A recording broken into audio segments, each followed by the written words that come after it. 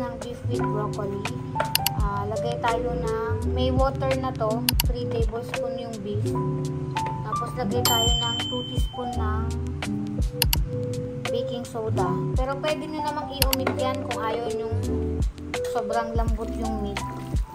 Ano kasi to eh, pang tenderizer. Ginagamit ng mga Chinese. Kung ayaw nyo sobrang lambot yung meat nyo, pwede nyo namang i-omit na to. Hanggang sa ma-absorb lang nung beef tsaka ng water yung soda.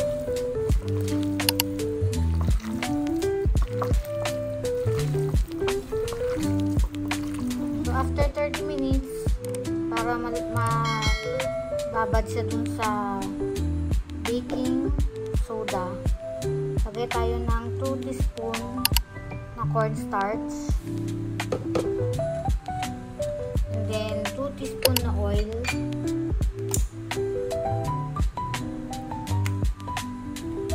teaspoon na oyster sauce. Then, babad natin siya. Set aside natin siya for at least 30 minutes. So, habang ginagawa natin yung iba, kababad siya ng 30 minutes.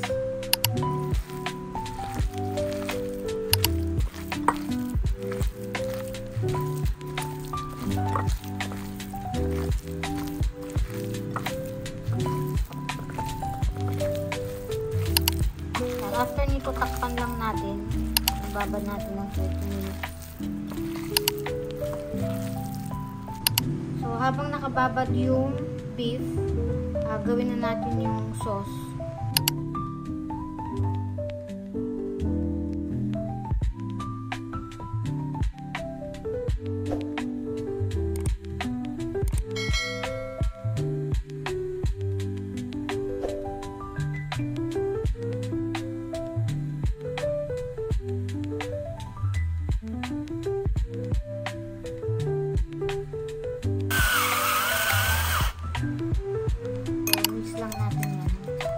What country are you from? I will be happy if you write in the comments if you made it here.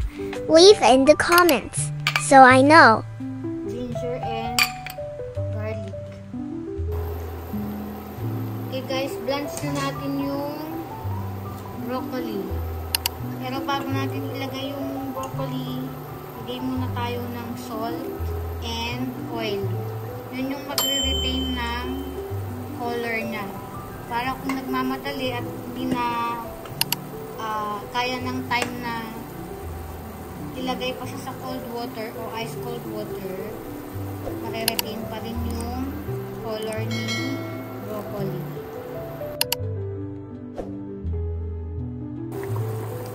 So ayan, okay na siya. Lutuin na natin yung beef.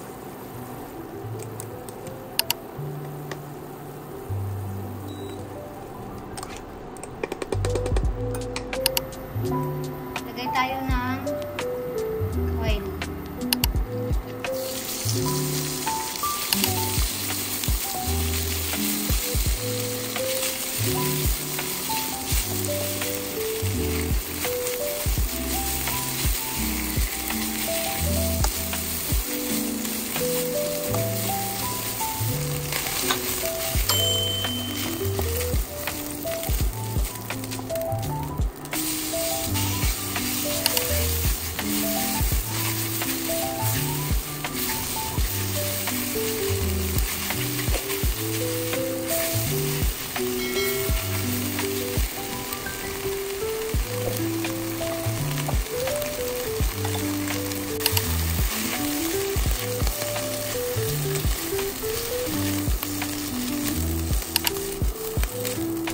Next step tayo, lagay tayo ng oil, garlic,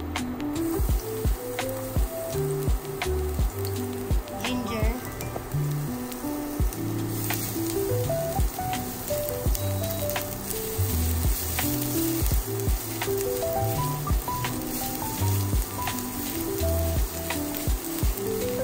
Shaoxing wine,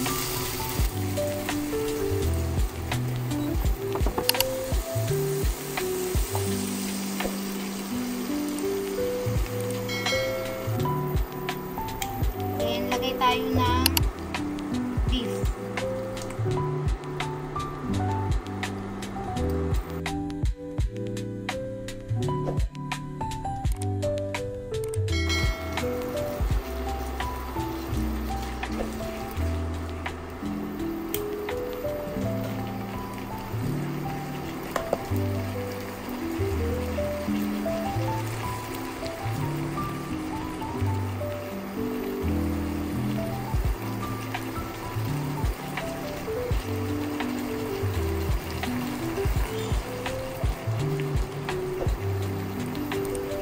I'd love to hear what you think about the dish. So please feel free to leave a comment and a rating if you have tried it. New recipes are added every week, so let's connect. Hayaan lang natin konting incorporate yung sauce at saka yung beef. Doon natin makikita kung kailangan pa natin siyang lagyan ng slurry or hinay.